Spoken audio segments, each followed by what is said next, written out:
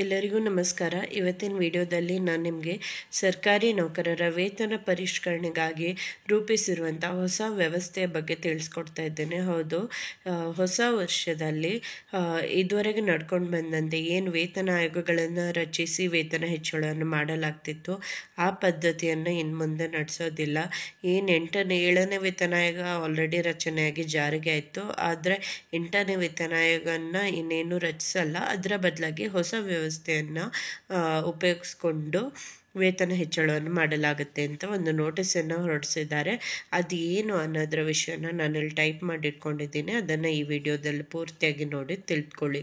ಹೇಗೆ ಹೊಸ ವರ್ಷದಲ್ಲಿ ವೇತನ ಹೆಚ್ಚಳವನ್ನು ಕ್ಯಾಲ್ಕುಲೇಟ್ ಮಾಡಬೇಕಾಗುತ್ತೆ, ಎಲ್ಲ ವಿಷಯಗಳನ್ನು ನಾನು ತಿಳಿಸ್ಕೊಡ್ತೇನೆ. ಇದು ಪಿಂಚಣಿದಾರರಿಗೂ ಕೂಡ ಅನ್ವಯ ಆಗುತ್ತೆ.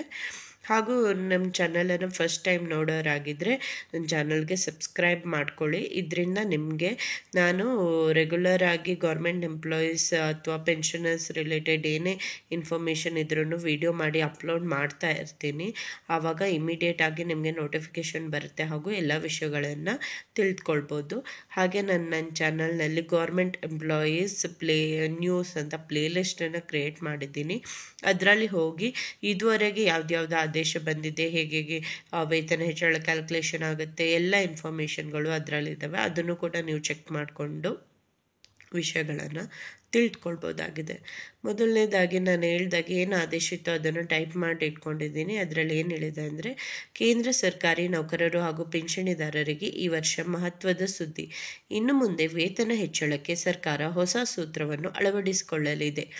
ಈಗಿರುವ ಪದ್ಧತಿಯಂತೆ ಮೂಲ ವೇತನ ನಿಗದಿ ಮಾಡಲಾಗಿದೆ. ವೇತನ ಹೆಚ್ಚಳವು ಫಿಟ್ಮೆಂಟ್ ಅಂಶವನ್ನು ಅವಲಂಬಿಸಿರುತ್ತದೆ, ಆದರೆ ಇದು ಬದಲಾವಣೆಗೆ ಒಳಪಡಿದೆ ಅನ್ನಲಾಗಿದೆ. ಅಂದರೆ ಈಗ ಬೇಸಿಕ್ ಪೇ ಫಿಕ್ಸ್ ಆಗಿರುತ್ತೆ, ಅದರ ಮೇಲೆ ಫಿಟ್ಮೆಂಟ್ ಅಂಶದ ಪ್ರಕಾರ ವೇತನ ಹೆಚ್ಚಳ ಆಗ್ತಿರುತ್ತೆ.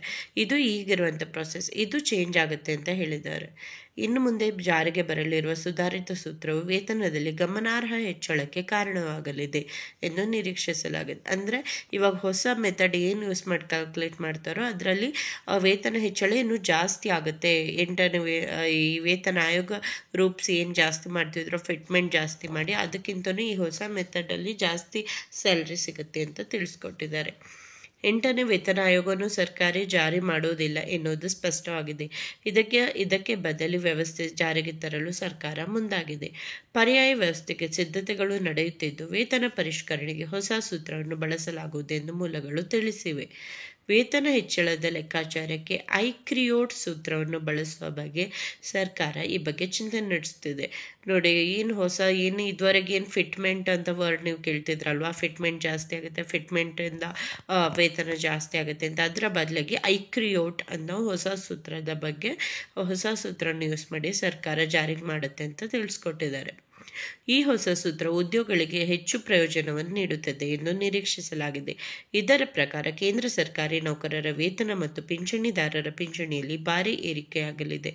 ಪರ್ಫಾರ್ಮೆನ್ಸ್ ಬೇಸ್ಡ್ ಪೇ ಸಿಸ್ಟಮ್ ಎಂಬ ಹೊಸ ವ್ಯವಸ್ಥೆಯಲ್ಲಿ ಹಣದುಬ್ಬರ ಮತ್ತು ಉದ್ಯೋಗಿಗಳ ಕಾರ್ಯಕ್ಷಮತೆಯನ್ನು ಆಧರಿಸಿ ಉದ್ಯೋಗಿಗಳ ವೇತನವನ್ನು ನಿರ್ಧರಿಸಲಾಗುತ್ತದೆ. ಇದು ನೋಡಿ, ಇದುವರೆಗೆ ಇದು ಬರೀ ಪ್ರೈವೇಟ್ ಸೆಕ್ಟರ್ಗಳಲ್ಲಿ ಮಾತ್ರ ಈ ಥರದ ಸಿಸ್ಟಮ್ ಇತ್ತು. ಪ್ರೈವೇಟ್ ಕಂಪ್ನೀಸಲ್ಲಿ ಏನಾಗ್ತಿತ್ತು ಅಂದರೆ, ನಿಮಗೆ ಹೈಕ್ ಕೊಡೋದಂತ ಹೇಳ್ತಾರಲ್ವ, ಅಥವಾ ವೇತನ ಹೆಚ್ಚಳ ಆಗೋದೇನಿದ್ರೆ ಅವರವರ ಪರ್ಫಾರ್ಮೆನ್ಸ್ ರಿವ್ಯೂ ಅಂತ ಒಂದಾಗುತ್ತೆ. ಅಂದರೆ ಇಡೀ ವರ್ಷದಲ್ಲಿ ನೀವು ಯಾವ ರೀತಿ ಕೆಲಸ ಮಾಡಿದ್ದೀರಾ, ನಿಮ್ಮಿಂದ ನಿಮ್ಮ ಡಿಪಾರ್ಟ್ಮೆಂಟಿಗೆ ಎಷ್ಟು ಉಪಯೋಗವಾಗಿದೆ ಅನ್ನೋದ್ರ ಬಗ್ಗೆ ಎಲ್ಲ ನಿಮ್ಮ ಮ್ಯಾನೇಜರ್ ಆಗಿರೋರು ಅಥವಾ ಡಿಪಾರ್ಟ್ಮೆಂಟಲ್ಲಿ ಯಾರು ಹೆಡ್ ಇರ್ತಾರೋ ಅವರು ಅದನ್ನು ರಿವ್ಯೂ ಮಾಡಿ, ಆಮೇಲೆ ಅದರ ಮೇಲೆ ನೀವು ಮಾಡಿರೋಂಥ ಕೆಲಸದ ಆಧಾರದ ಮೇಲೆ ನಿಮಗೆ ವೇತನ ಹೆಚ್ಚಳವನ್ನು ಕೊಡಲಾಗುತ್ತೆ. ಇದು ಇದುವರೆಗೂ ಖಾಸಗಿ ಸಂಸ್ಥೆಯಲ್ಲಿ ನಡ್ಕೊಂಡು ಬಂದಿರುವಂಥ ಸಿಸ್ಟಮ್. ಖಾಸಗಿ ಸಂಸ್ಥೆಗಳಲ್ಲಿ ಅಥವಾ ಪ್ರೈವೇಟ್ ಸೆಕ್ಟರ್ ಕಂಪನಿಗಳಲ್ಲಿ ಪರ್ಫಾರ್ಮೆನ್ಸ್ ಬೇಸ್ಡ್ ಪೇ ಸಿಸ್ಟಮ್. ಅಂದರೆ ನೀವು ಯಾವ ರೀತಿಯಲ್ಲಿ ವರ್ಷ ಇಡೀ ಕಾರ್ಯನಿರ್ವಹಿಸಿರ್ತೀರಾ ಅನ್ನೋದ್ರ ಮೇಲೆ ನಿಮಗೆ 10% ಹೈಕ್, 20% ಹೈಕ್ ಅನ್ನೋದನ್ನು ಡಿಸೈಡ್ ಮಾಡಲಾಗುತ್ತೆ. ಇದೇ ರೀತಿಯನ್ನು ಸರ್ಕಾರಿ ನೌಕರರಿಗೂ ಹಾಗೂ ಪಿಂಚಣಿದಾರರಿಗೂ ಕೂಡ ತರಬೇಕು ಅನ್ನೋದು ಡಿಸೈಡ್ ಮಾಡಿದ್ದಾರೆ. ಸೊ ನೀವು ಕೇಳ್ಬೋದು, ಪಿಂಚಣಿದಾರರಿಗೆ ಏನು ಪರ್ಫಾರ್ಮೆನ್ಸ್ ಇರಲ್ಲ, ಅವ್ರು ರಿಟೈರ್ಡ್ ಆಗಿರ್ತಾರೆ, ಹೇಗೆ ಕ್ಯಾಲ್ಕುಲೇಟ್ ಮಾಡ್ತಾರೆ ಅಂತ.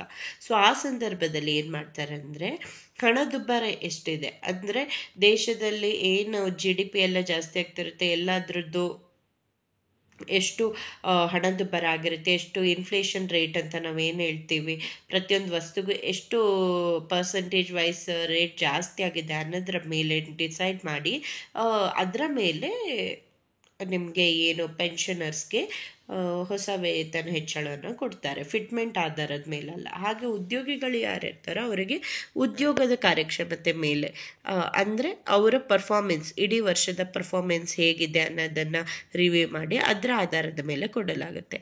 ಈ ವಿಧಾನವು ಹೆಚ್ಚು ಲಾಭದಾಯಕವೆಂದು ನಂಬಲಾಗಿದೆ.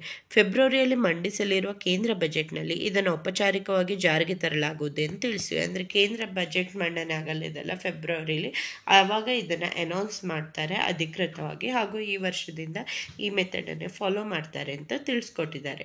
ಈ ಹೊಸ ವ್ಯವಸ್ಥೆ ಅಡಿಯಲ್ಲಿ ಹಣದುಬ್ಬರದ ದರ ಮತ್ತು ಉದ್ಯೋಗಿಗಳ ಕಾರ್ಯಕ್ಷಮತೆ ಎರಡನ್ನೂ ಆಧರಿಸಿ ನೌಕರರ ವೇತನ ಮತ್ತು ತುಟಿಭತ್ಯೆಗಳನ್ನು ನಿರಂತರವಾಗಿ ಹೆಚ್ಚಿಸಲಾಗುವುದು. ಸೊ ಇದರಲ್ಲಿ ಹೇಳಿದ ಹಾಗೆ ಪ್ರತಿ ವರ್ಷ ಆಗೋದ್ರಿಂದ ನೀವು ವೇತನ ಆಯೋಗ ರಚನೆ ಆಗೋದಕ್ಕೆ, ಅವರು ಶಿಫಾರಸ್ ಮಾಡೋದಕ್ಕೆ ಮತ್ತು ಅದು ಜಾರಿ ಆಗೋದಕ್ಕೆ ಕಾಯಬೇಕಾಗಿಲ್ಲ. ಪರ್ಫಾರ್ಮೆನ್ಸ್ ರಿವ್ಯೂ ಅನ್ನೋದು ಖಾಸಗಿ ಸಂಸ್ಥೆಗಳಲ್ಲಿ ಪ್ರತಿ ವರ್ಷ ಆಗುತ್ತೆ. ಅದೇ ರೀತಿಯಲ್ಲಿ ಸರ್ಕಾರಿ ನೌಕರರಿಗೂ ಕೂಡ ಪರ್ಫಾರ್ಮೆನ್ಸ್ ರಿವ್ಯೂ ಅನ್ನೋದು ಪ್ರತಿ ವರ್ಷ ಆಗಿ ಇಮಿಡಿಯೇಟ್ ಆಗಿ ಏನು ವೇತನ ಹೆಚ್ಚಳ ಮಾಡಬೇಕು ಅದನ್ನು ಜಾಸ್ತಿ ಮಾಡೋದು ಆಗುತ್ತೆ. ಇದರಿಂದಾಗಿ ಈ ಏನು ಫಿಟ್ಮೆಂಟ್ ಅಂಶ ಎಷ್ಟು ಅದನ್ನೆಲ್ಲ ತಲೆ ಕೆಡಿಸ್ಕೊಳ್ದೆ ಯಾರು ಚೆನ್ನಾಗಿ ಪರ್ಫಾರ್ಮ್ ಮಾಡಿರ್ತಾರೋ ಅವರಿಗೆ ಜಾಸ್ತಿ ಹೈಕ್ ಸಿಗುವಂತಹ ಸಾಧ್ಯತೆಗಳಿದೆ. ಈ ಹೊಸ ವ್ಯವಸ್ಥೆ ಅಡಿಯಲ್ಲಿ ಹಣದುಬ್ಬರದ ದರ ಹಾಗೂ ಉದ್ಯೋಗಿಗಳ ಕಾರ್ಯಕ್ಷಮತೆ ಎರಡನ್ನೂ ಆಧರಿಸಿ ನೌಕರರ ವೇತನ ಮತ್ತು ತುಟ್ಟಿಭತ್ಯೆಯನ್ನು ಹೆಚ್ಚಿಸಲಾಗುವುದು. ಇದರಿಂದ ಉದ್ಯೋಗಿಗಳ ಖರೀದಿ ಸಾಮರ್ಥ್ಯ ಸುಧಾರಿಸುತ್ತದೆ. ನಾನು ಆಲ್ರೆಡಿ ಹೇಳಿದಾಗೆ ಪ್ರತಿಯೊಂದು ವಸ್ತುವಿನ ಖರೀದಿಸ್ಲಿಕ್ಕೂ ಎಷ್ಟು ಒಂದೊಂದು ವಸ್ತುಗಳಿಗೂ ಕೂಡ ವರ್ಷನೂ ರೇಟ್ ಜಾಸ್ತಿ ಆಗ್ತಾ ಇರುತ್ತಲ್ವ. ಸೊ ಅದನ್ನೇ ಇನ್ಫ್ಲೇಷನ್ ರೇಟ್ ಅಂತ ಕಳಿಸ್ತೇವೆ, ಅಥವಾ ಹಣದುಬ್ಬರ ಎಷ್ಟಾಗಿದೆ ಅನ್ನೋದು. ಸೊ ಆ ಹಣದುಬ್ಬರದ ಆಧಾರದ ಮೇಲೆ ಪ್ರತಿಯೊಬ್ಬರ ಉದ್ಯೋಗಿಗಳ ಖರೀದಿ ಸಾಮರ್ಥ್ಯವನ್ನು ಸುಧಾರಿಸಲಿಕ್ಕೆ, ಅಂದರೆ ಅದೇ ರೀತಿಯ ಲೈಫನ್ನು ಅವರು ಪ್ರತಿ ವರ್ಷ ಮೇಂಟೈನ್ ಮಾಡೋದಕ್ಕೋಸ್ಕರ ಸಂಬಳ ಎಷ್ಟು ಜಾಸ್ತಿ ಆಗಬೇಕು ಅಥವಾ ಪೆನ್ಷನ್ ಎಷ್ಟು ಜಾಸ್ತಿ ಆಗಬೇಕು ಅನ್ನೋ ಆಧಾರದ ಮೇಲೆ ಇದರಲ್ಲಿ ಜಾಸ್ತಿ ಮಾಡಲಾಗುತ್ತೆ. ಖಾಸಗಿ ವಲಯದ ಉದ್ಯೋಗಿಗಳಂತೆ ನೌಕರರು ತಮ್ಮ ಕಾರ್ಯಕ್ಷಮತೆ ಆಧಾರದ ಮೇಲೆ ವೇತನ ಹೆಚ್ಚಳವನ್ನು ಪಡೆಯುತ್ತಾರೆ.